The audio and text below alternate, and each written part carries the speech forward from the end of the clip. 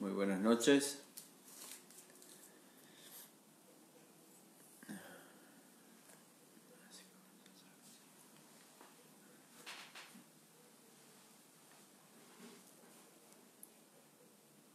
Ahora están conectados.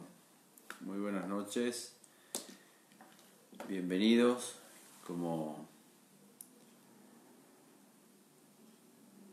es normal y común, los viernes a la noche hacemos transmisión.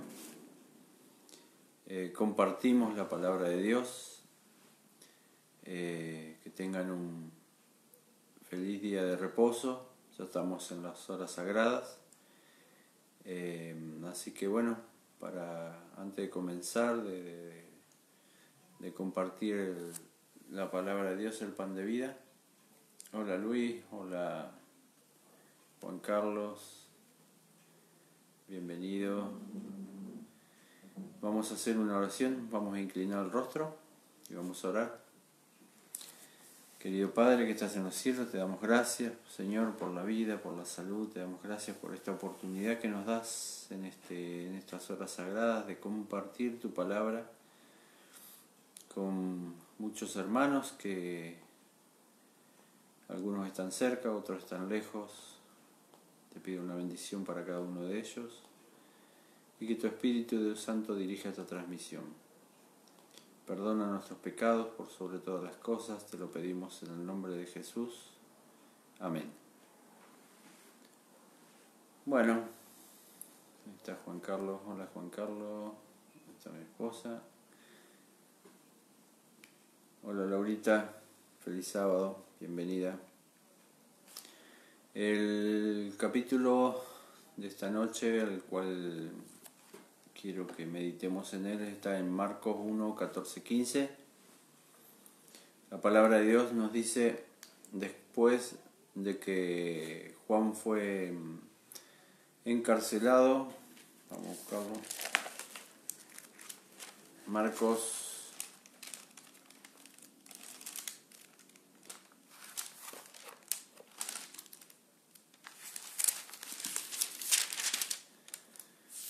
Marcos 1, 14, 15. Después que Juan fue encarcelado, Jesús fue a Galilea predicando el Evangelio del reino de Dios. Decía, el tiempo se ha cumplido y el reino de Dios se ha acercado. Arrepentíos y creed en el Evangelio. En todo el ministerio de nuestro Señor Jesucristo, esta declaración fue tomada por la mayoría de los judíos, la mayoría de los dirigentes, inclusive la mayoría de los discípulos de Jesucristo, como un establecimiento terrenal de un reino terrenal, ¿no? De un reino eterno que a su vez los liberaría a ellos del yugo romano en el cual se estaban siendo afectados, ¿no? Pero Jesucristo mismo, con parábolas en Mateo 4, Mateo 5, dejó bien en claro que el reino que él venía a establecer era un reino terrenal, espiritual, no terrenal, ¿no? Ahora, la referencia que hace en el texto bíblico cuando dice el Evangelio del reino de Dios del tiempo, decía el tiempo se ha cumplido, ¿no? En este párrafo hacía referencia a una profecía que tenía su cumplimiento, ¿no? con el comienzo de su ministerio. Esta profecía es una profecía que fue dada a Daniel en el capítulo 24, 9, 24 y 27, ¿no? Del 24 al 27, ¿no? Es la profecía de las 70 semanas. Ahora, para entender esta profecía debemos entender el contexto de la misma, y es que en el capítulo 8, como ya lo hemos visto en otra oportunidad, en el capítulo 8 teníamos una profecía que le fue dada a Daniel, que era la profecía de las 2300 tardes y mañanas, ¿no? Las 2300 tarde y mañana es una profecía que la encontramos en Daniel 8 prácticamente del 13 y el 14, para no buscar muchos versículos. La profecía 8 de Daniel 8, 13 y 14. Daniel recibió una profecía, pero él mismo, esa profecía fue explicada en parte y en parte no. Él la entendió en las primeras imágenes que se le presentaba, pero el final de esa profecía no la entendió. De hecho, en el capítulo 8, 27, dice: yo, Daniel, quedé quebrantado y estuve enfermo algunos días. Cuando me levanté, atendí los negocios del rey, pero estaba espantado a causa de la visión y no la entendía. Por este hecho, nosotros en el capítulo 9, Daniel capítulo 9, encontramos Daniel estudiando, comienza el capítulo 9 de Daniel, estudiando los tiempos proféticos, ¿no? En el cual su pueblo el pueblo de Israel estaría cautivo durante 70 años. Esta también era una profecía, ¿no?, que fue dada en Jeremías 25, 11 y 12, ¿no?, que Dios mismo había dicho que el pueblo de Israel, a causa de su rebeldía y su desobediencia, estaría cautivo en Babilonia, y el tiempo en el cual estarían cautivos sería de 70 años. Por eso Daniel ve que se estaba cumpliendo el tiempo en el cual Dios había dicho que el pueblo de Israel estaría cautivo, pero a su vez también le preocupaba la visión, que no la había entendido, porque era una visión de un tiempo muy prolongado. Eran 2300 tardes y mañana, ¿no? 2300 años.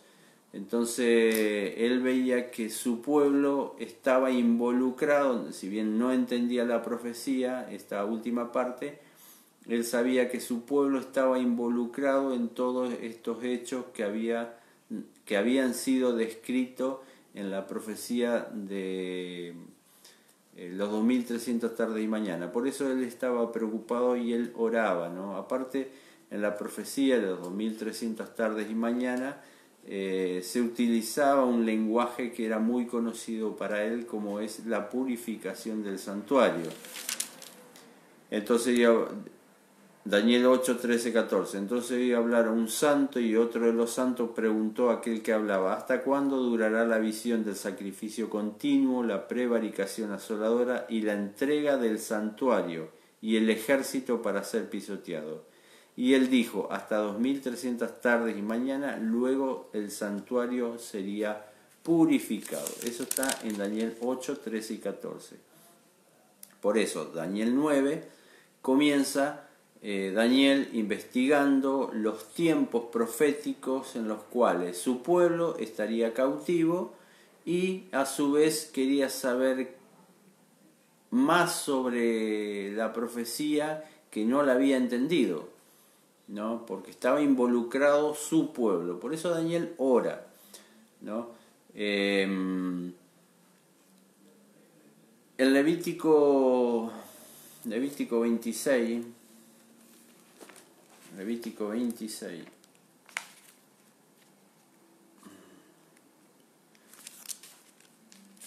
Dios se dirigió al pueblo de Israel y encontramos las maldiciones y las bendiciones en base a la obediencia y la desobediencia que Dios le había dicho a Israel, ¿no? Pero en el versículo 40 dice: entonces confesarán su iniquidad y la iniquidad de sus padres, la rebeldía con que se rebelaron contra mí, y también porque se opusieron a mí. Por eso yo me enfrentaré a ellos y los haré entrar en la tierra de sus enemigos. Entonces se humillará su corazón incircunciso y reconocerán su pecado. Y yo me acordaré de mi pacto con Jacob y asimismo de mi pacto con Isaac y también de mi pacto con Abraham me acordaré y haré memoria de la tierra. 45. Entonces me acordaré de ellos por el pacto antiguo cuando los saqué de la tierra de Egipto a los ojos de las naciones para ser su Dios, yo Jehová. ¿No? Encontramos las maldiciones y las bendiciones en base a la obediencia y a la desobediencia. Y Daniel sabía muy bien esto, ¿no? Por eso cuando él ora, ¿no? La oración que hace es un reconocimiento, ¿no? De que su pueblo de que ellos habían pecado y habían sido desobedientes y las consecuencias que ellos estaban pasando era justamente por esta desobediencia. Pero también Daniel sabía que ellos reconociendo su pecado, Dios iba a escuchar y lo iba a introducir en la tierra que él le había prometido.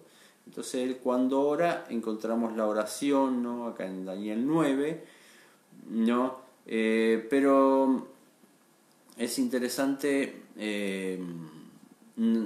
notar y un detalle, ¿no? Es interesante ver que Daniel no tenía su oración no estaba basada en egoísmo, no estaba basada en su bienestar y en el bienestar del pueblo, porque fíjense acá en 17 al 19. Ahora pues Dios nuestro, oye la oración y los ruegos de tu siervo, y haz que tu rostro resplandezca sobre tu santuario asolado. Ese término, que tu rostro resplandezca, significa que mires con agrado, que mires con misericordia, que tengas una mirada especial, ¿no?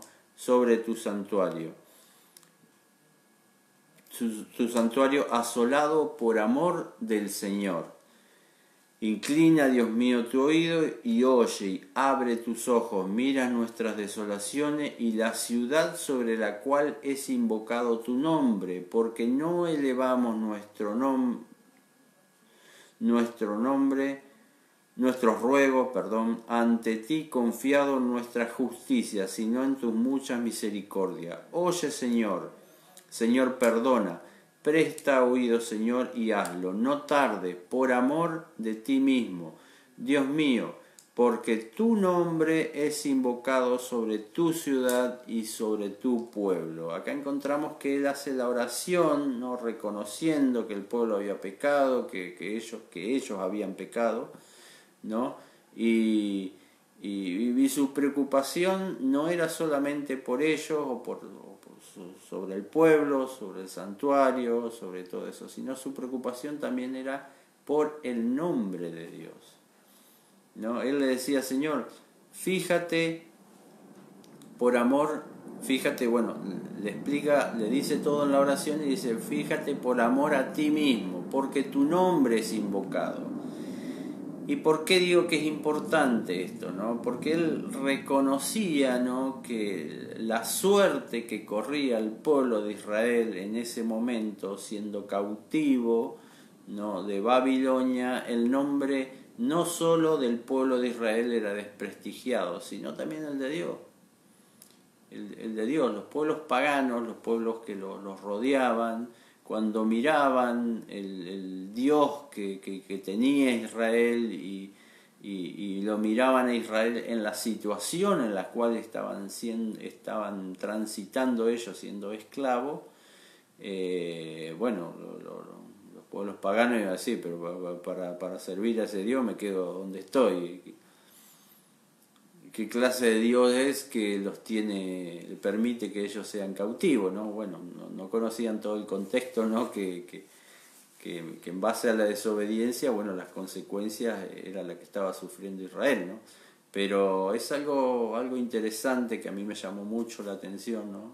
Que el hecho de que Daniel era consciente de que la suerte de desprestigio no corría solo para su pueblo, sino también para Dios. Y es algo que nosotros debemos tener siempre en cuenta, porque nosotros somos embajadores de Dios. Entonces todo lo que hagamos nosotros afuera de la iglesia o adentro de la iglesia es de testimonio para todas aquellas personas que no lo conocen. Y esto es algo que Daniel tenía muy presente. Pero bueno, continuamos. El ángel Gabriel, ¿no? Le explica a Daniel en el capítulo 8 la profecía, las 2300 tardes y mañana. Daniel no la entiende y por eso en el capítulo 9, después que Daniel hace esta oración a Dios, viene de vuelta el ángel Gabriel a revelarle un panorama más amplio de la profecía. Recordemos que yo comenté al principio, ¿no?, que Daniel estaba preocupado, ¿no?, por la suerte de su pueblo, porque había recibido una profecía que no la había entendido, era la de 2300 tardes y mañana, y Daniel 9, de 9 al 2 dice: miré atentamente en los libros el número de los años del que habló Jehová el profeta Jeremías, en los que había de cumplirse las desolaciones de Jerusalén, 70 años. Volví mi rostro a Dios y ahí comenzó a hacer la oración. Claro, había algunas cosas que no le cerraban, ¿no? Como está profetizado que 70 años el pueblo de Israel va a estar cautivo, pero también él era consciente que había una profecía, ¿no?, que estaba involucrado su pueblo, pero que era una profecía mucho más amplia. Por lo tanto, su pueblo se iba a ver afectado por esa profecía, que era la de los 2300 tardes y mañanas. Entonces el ángel Gabriel aparece y le revela más información de la que tenía Daniel. Y ahí comienza en capítulo 9, 24, le dice: 70 semanas están determinadas sobre tu pueblo y sobre tu santa ciudad. Acordémonos, ya lo hablamos en otras oportunidades, en el calendario profético bíblico, cuando nosotros hablamos de profecía, ¿no?, en la Biblia, en Ezequiel 9 al 6, 4 al 6, Ezequiel 4 al 6 nos dice que un día equivale a un año. El calendario profético bíblico es un día por un año. Por eso cuando nosotros contamos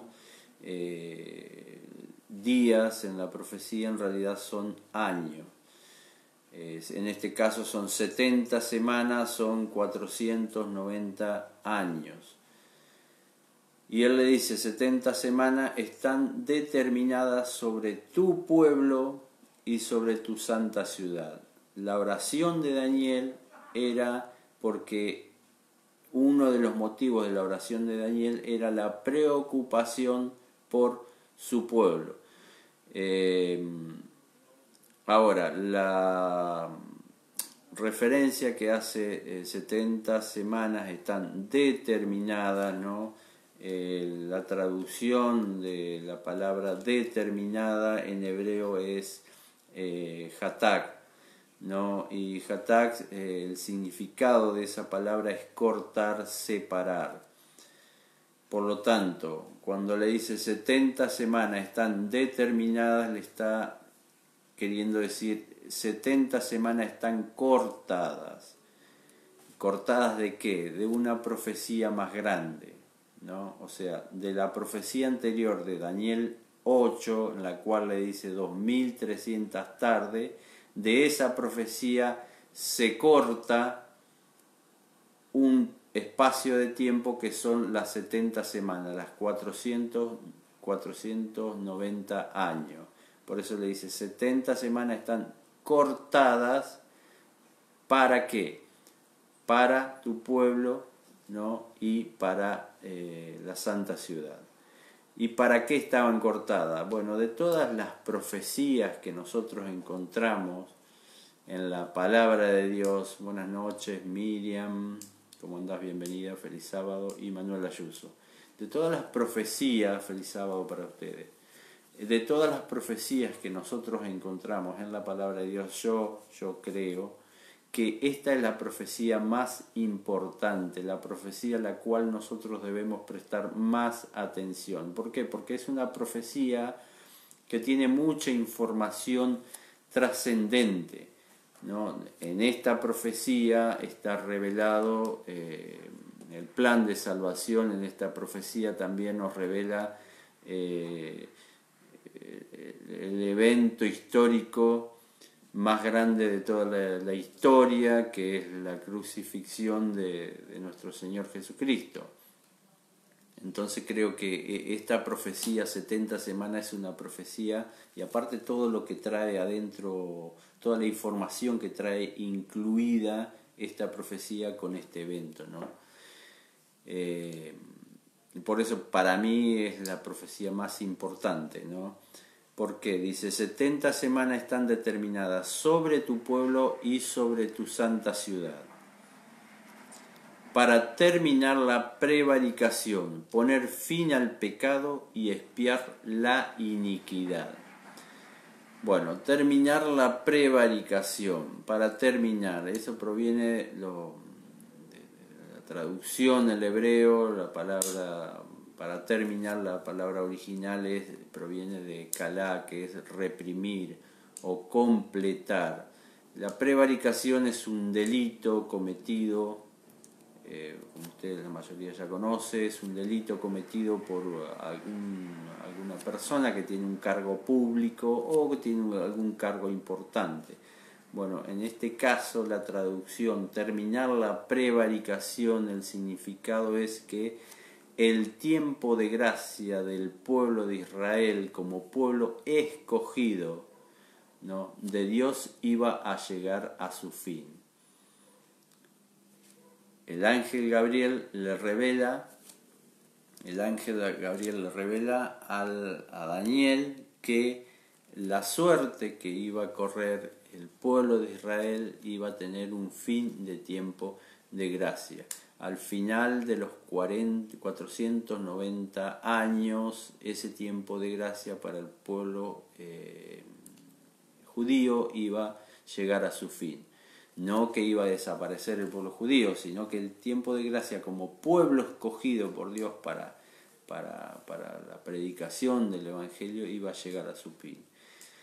Y un detalle importante, esta responsabilidad, ¿a quién pasaría? A la iglesia.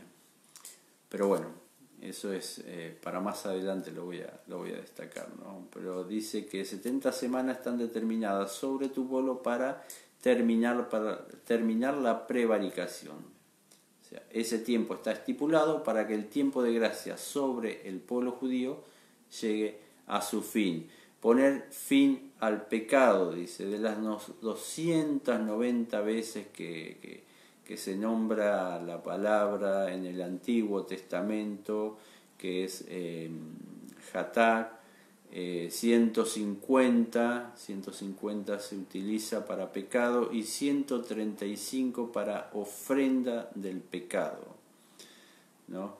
Ahora, si nosotros vemos el contexto de las 70 semanas, que es el Calvario, la cruz, ¿no?, podemos dar es más, lo dan la interpretación, la mayoría de los teólogos y los investigadores, ¿no?, de los manuscritos y los textos bíblicos, que el significado de poner fin al pecado era de que se iba a poner fin a la ofrenda por el pecado, ¿no?, que eso en realidad tuvo su cumplimiento, tuvo su realidad dentro de las 70 semanas, ¿no?, cuando Cristo en el Calvario, ¿no?, se llegó a ser la realidad de los símbolos, ¿no?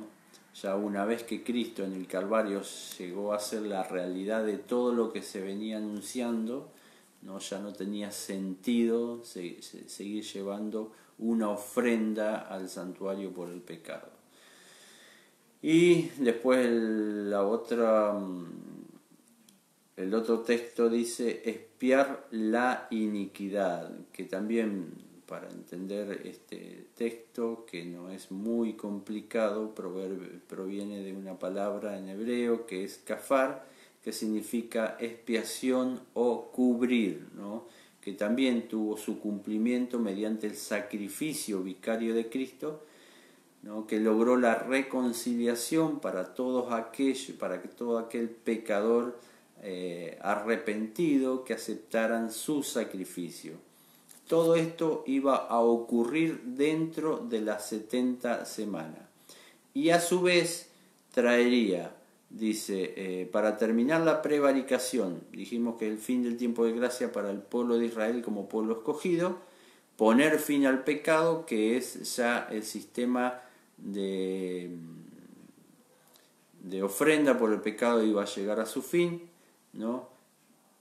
Y expiar la iniquidad también iba a llegar a su fin, ¿no? Porque Cristo era la realidad y dentro de estas 70 semanas, ¿no? Se cumpliría todo esto que estaba ya profetizado y simbolizado también, ¿no? Por diferentes rituales. Y esto a su vez dice que traería la justicia perdonable, dice, para traer la justicia perdurable, sellar la visión en la profecía y ungir al santo de los santos. Justicia perdurable. El camino a Cristo, dice, Cristo vino para que su justicia fuese imputada en todo pecador arrepentido. Él les confiere su manto de justicia y delante de Dios es como si nunca hubiesen pecado. Eso es el camino a Cristo, página 62. Mediante la muerte y la resurrección de nuestro Señor Jesucristo, Cristo ha hecho que su justicia eterna esté a disposición, como dije, de todo pecador que se arrepiente y esté dispuesto a aceptarla, obviamente, ¿no?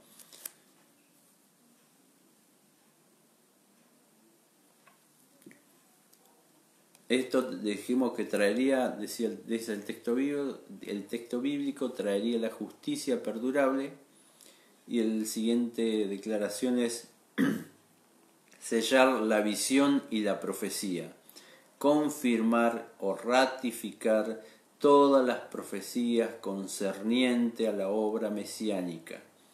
¿No? En el Antiguo Testamento tenemos 300, o capaz un poco más, no tengo el número exacto, pero sé que 300 profecías mesiánicas de Jesucristo como el Mesías y su obra que iba a llevar a cabo, su obra redentora, ¿no? Un ejemplo de eso lo tenemos en Isaías 53.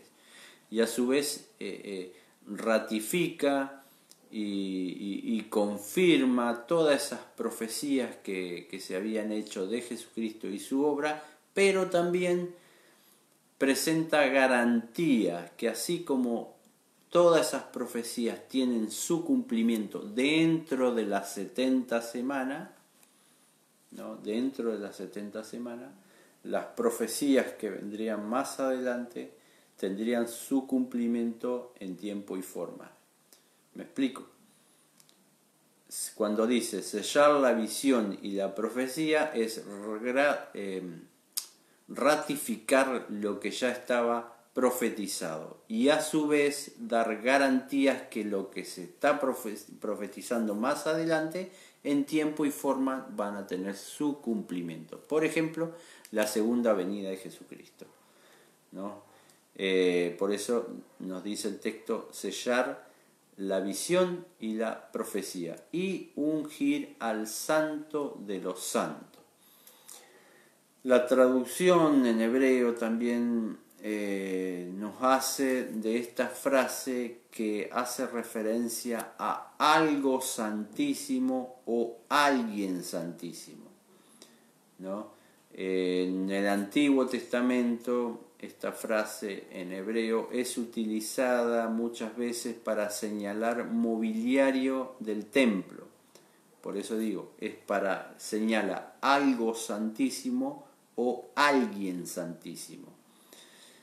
En este punto hay muchas opiniones, porque unos señalan que es el ungimiento de nuestro Señor Jesucristo, pero otros también señalan en el contexto que se está hablando de la profecía también del santuario, del ungimiento, es la preparación del santuario celestial, ¿no? Para que Cristo, una vez después del sacrificio que él hizo en la cruz, de su resurrección y de su ascensión, comience su ministerio sumo sacerdotal.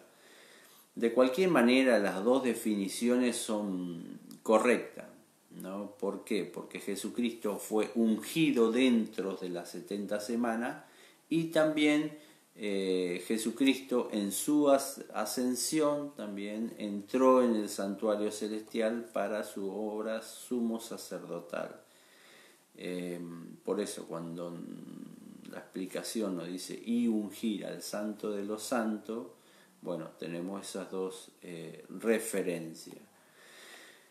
Todo esto que había sido profetizado, ¿no? Tendría su cumplimiento en este periodo de los 70 semanas o 490 años, ¿no? Dios había puesto un límite a la rebeldía de Israel como pueblo escogido con un propósito. El sistema de sacrificio y ofrendas llegaría a su fin porque Cristo mismo en la cruz era la realidad de estos símbolos.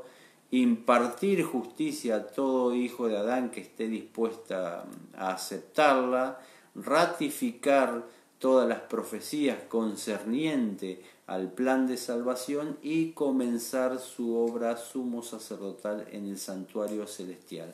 Esta es la explicación que nos hace de entrada de las 70 semanas. Vuelvo a leer el texto para que quede claro. 70 semanas están determinadas sobre tu pueblo, sobre tu santa ciudad, para terminar la prevaricación, poner fin al pecado, expiar la iniquidad, traer la justicia perdurable, sellar la visión y la profecía y ungir al santo de los santos. No, el versículo 25. Sabe pues y entiende que desde la salida de la orden para restaurar y edificar a Jerusalén hasta el Mesías príncipe habrá 7 semanas y 62 semanas. Se volverán a edificar la plaza y el muro en tiempo angustioso. ¿Cómo entendemos esta profecía de manera detallada? Primero el ángel le entrega, vamos a decirlo, lo voy a decir de esta manera para que se entienda. El ángel le entrega todo el paquete, le dice 70 semanas y después le va explicando y lo divide en 3 partes. ¿Cuáles son esas 3 partes? Acá tenemos 7 semanas y 62 semanas. 62 semanas más 7 nos dan 69 semanas, ¿no? Y nos quedaría una semana pendiente. Entonces lo dividimos en 3. El ángel Gabriel, vuelvo a repetir, le da la visión 70 semanas y después lo divide en 3. 7 más 62 más 1. En estas 3 lo divide y le va explicando punto por punto. Espero que haya quedado claro, porque es difícil explicarlo sin un gráfico. Pero bueno, dice, sabe pues entiende que de la salida de la orden para restaurar y edificar a Jerusalén, ¿no? Acá tenemos el comienzo de la profecía, ¿no? El comienzo de la profecía. Hasta el Mesías príncipe habrá 7 semanas y 62 semanas. En 7 semanas, ¿no? En 7 semanas o 49 años, no se llevaría a cabo la obra mencionada. ¿Cuál es la obra mencionada? Restaurar y edificar a Jerusalén. Y es más, hace referencia, se volverá a edificar la plaza y el muro en tiempos angustiosos, que eso lo podemos leer en Esdra, en Nehemías, ¿no? Y este decreto, ¿no? Para la orden para restaurar y edificar Jerusalén la encontramos en el libro de Esdra, capítulo 7, 11 y 26, en el cual se dio la orden para que el pueblo de Israel vaya a construir, ¿no? y edificar Jerusalén. Eso lo tenemos en Esdra 7, 11, 26. Por lo tanto, acá tenemos el comienzo de la profecía, ¿no? de las 70 semanas, el comienzo de la profecía de las 70 semanas. Pero como las 70 semanas están cortadas de otra profecía más grande, que es la de Daniel 8, la de los 2300 tardes y mañana, tenemos el comienzo de la profecía de las 70 semanas y a su vez tenemos el comienzo de la profecía de los 2300 tardes y mañana. Y nos dice, en estas 7 semanas, que es la primera parte, en estas 7 semanas se va a edificar el muro de Jerusalén, ¿no? La plaza, edificar la plaza y el muro en tiempo angustioso. Después de las 62 semanas, o sea, tenemos 7 en el cual se iba a edificar, y después tenemos 62 semanas. Después de esas 62 semanas se quitará la vida al Mesías y ya nada le quedará. El pueblo de un príncipe que ha de venir destruirá la ciudad y el santuario. Su final llegará como una inundación y hasta el fin de la guerra durará la devastación. Y acá me salté algo, ¿no? Voy a volver para atrás. Nos dice, sabe pues y entiende que desde la salida de la orden para restaurar y edificar Jerusalén hasta el Mesías príncipe habrá 7 semanas y 62 semanas. Hasta el Mesías príncipe. Si nosotros del 457, cuando salió la orden para edificar Jerusalén, trazamos una línea de tiempo, ¿no? Y contamos 483 años, terminamos en el 27 después de Cristo, que fue el ungimiento, ¿no? de nuestro Señor Jesucristo, el bautismo de nuestro Señor Jesucristo. Por eso nos dice, desde la salida hasta el bautismo del Señor Jesucristo, el 27 después de Cristo, va a haber 7 y 62. Esa es la explicación que me salté, ¿no? Y después de las 62 nos dice, se quitará la vida al Mesías y nada ya le quedará. El pueblo de un príncipe que ha de venir destruirá la ciudad y el santuario. Su final llegará como una inundación y hasta el fin de la guerra durará las devastaciones. Tras la muerte de Cristo, después de las 62 semanas, se le daría muerte, ¿no? Se le daría muerte al Mesías. Se le quitaría la vida al Mesías, como dice el texto bíblico. Y después vendría un príncipe y haría una devastación. Bueno, eso nos traslada, primero, después de las 62 semanas se le quita la vida, y después al 70 después de Cristo, que fue cuando el Imperio Romano, con un ejército al mando de Tito, destruyó Jerusalén y su templo. Eso fue en el 70 después de Cristo. Y el versículo 27. Por otra semana más confirmará el pacto con muchos, a la mitad de la semana hará cesar el sacrificio y la ofrenda, después con la muchedumbre de las abominaciones vendrá el desolador hasta que venga la consumación y todo lo que está determinado se derrame sobre el desolador. Dijimos que teníamos dividido las 70 semanas en 3 partes, en 7, en 62 y nos queda la última semana. Por eso el versículo de 27 señala esta última semana. Por otra semana más confirmará el pacto con muchos a la mitad de la semana. Después del 27, después del 27, si sumamos 3 años y medio, que fue la crucifixión de nuestro Señor Jesucristo, se rasgó el velo del templo, poniendo fin al sistema de sacrificios que prefiguraban su muerte. De este modo, como dice el texto bíblico, dice: hará cesar el sacrificio y la ofrenda. Y nos quedan 3 años y medio más, ¿no?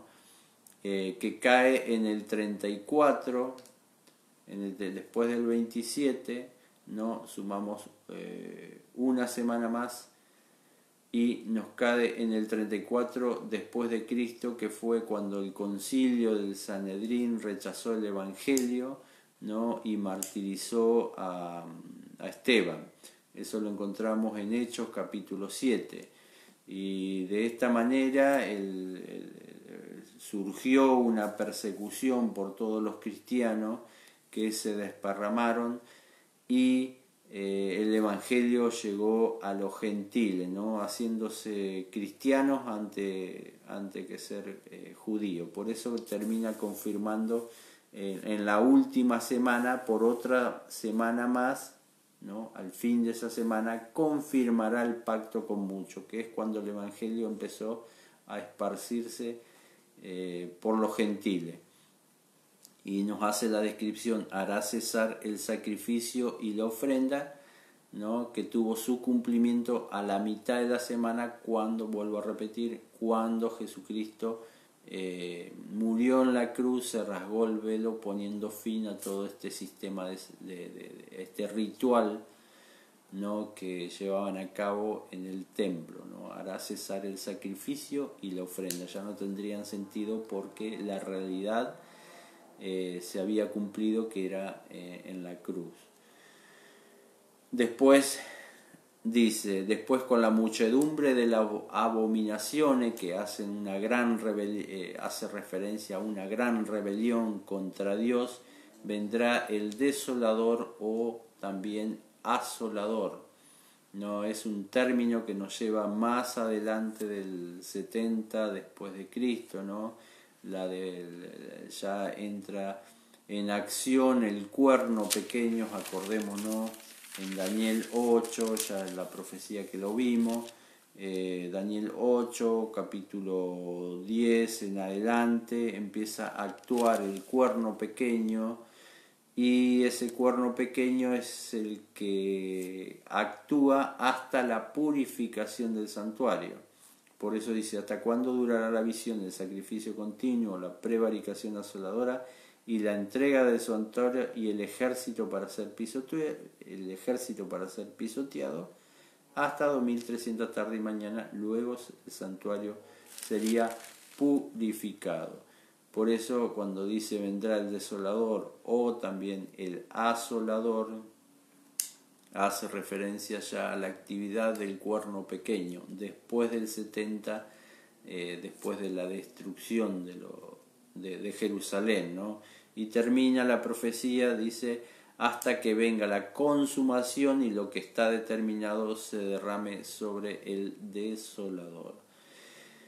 Ahora, más allá de lo importante y lo que significa esta profecía, ¿no?, en la historia cristiana, es importante que nosotros podamos extraer la aplicación para nuestra propia vida, porque si no estamos leyendo una historia que nos relata eventos únicos, importantísimos, lo más importante de toda la historia, pero tiene que tener una aplicación para mi vida. La palabra de Dios tiene ese propósito, que nosotros podamos extraer algo para que me ayude a crecer espiritualmente. No solo no está hablando de conocimiento, sino de crecimiento espiritual. Vuelvo a reiterar, si no estamos leyendo sobre un libro histórico. Y para poder encontrar qué aplicación lo podemos dar a nuestra vida, a la vida de cada uno de nosotros, yo comparto lo que a mí me sirvió, lo que yo pude extraer, que por ahí le pueden servir a ustedes. Para eso volvemos al primer texto bíblico que dimos al principio, ¿no? En Marcos 1, 14, 15, donde dice: Jesús predicaba el evangelio del reino predicaba el evangelio, ¿no? Diciendo: el reino de Dios se ha acercado y el tiempo se ha cumplido. En Apocalipsis 14, 6, que es un libro dado para todo lo que transita en la última etapa de la historia de este mundo, nos dice: vi volar un ángel.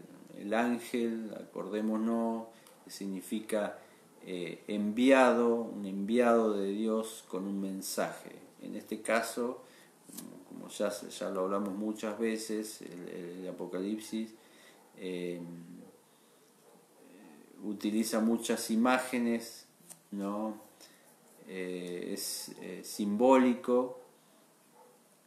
Por lo tanto, el ángel, cuando hace mención a los ángeles, los enviados que tienen el Evangelio eterno para predicarlo en la tierra, está haciendo referencia a sus hijos, ¿no? A sus hijos que tienen la tarea o la responsabilidad de predicar el Evangelio, o sea, nosotros, ¿no? Vi volar un ángel que tenía el Evangelio eterno para predicarlo, anunciando la hora de su juicio ha llegado.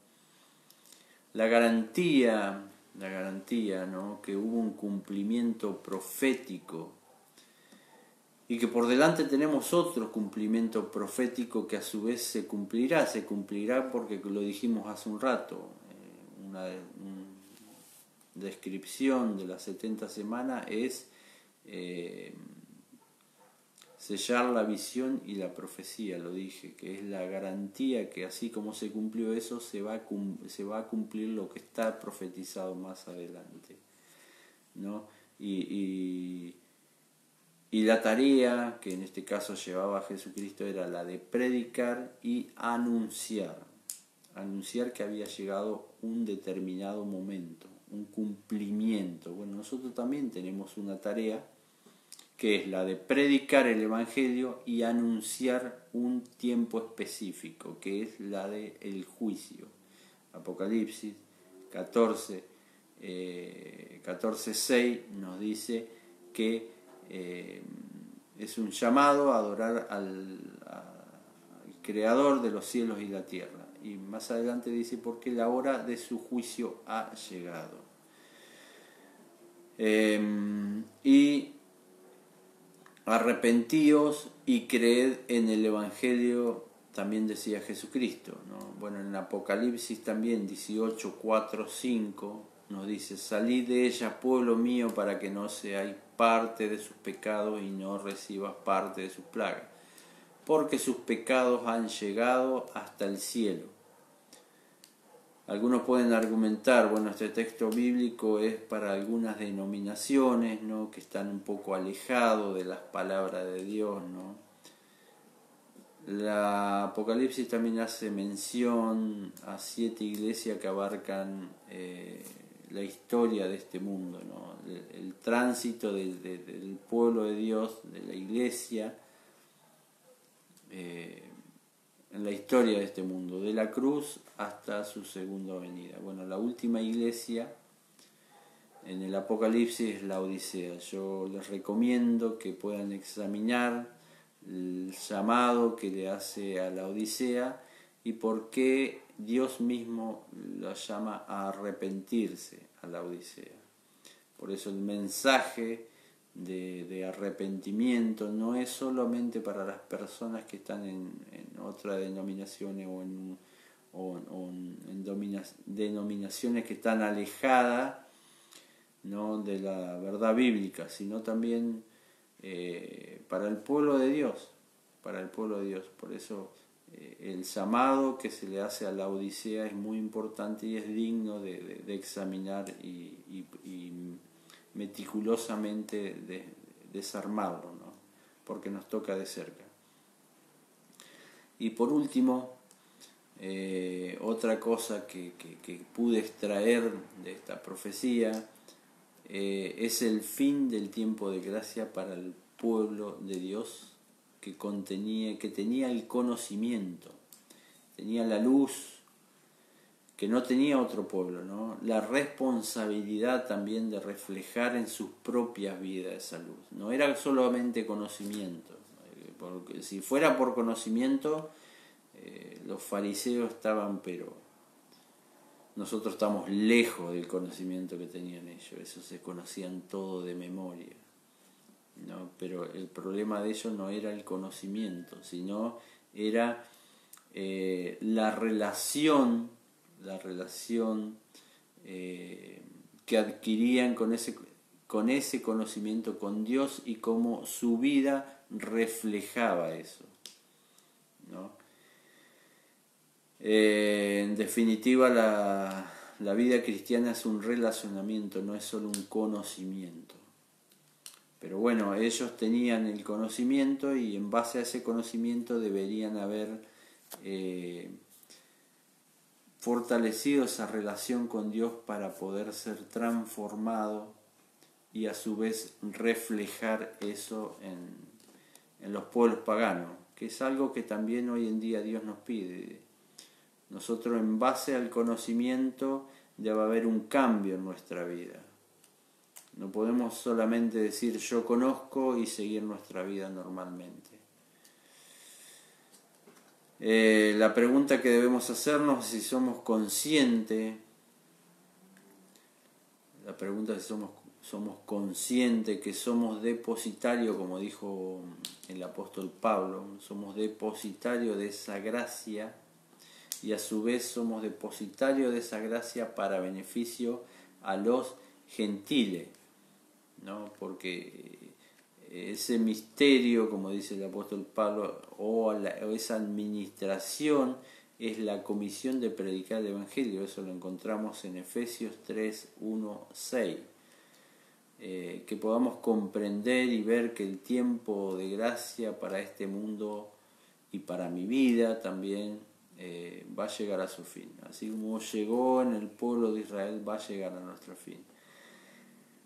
La pregunta que debo hacer, o la pregunta que debemos hacernos cada uno de nosotros, ¿de qué lado estaremos? En Deuteronomio 30, 19, Deuteronomio 30, 19,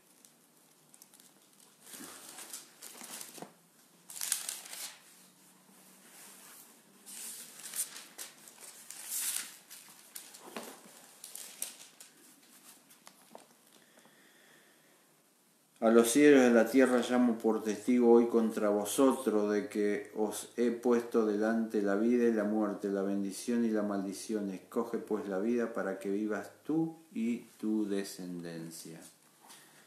Que podamos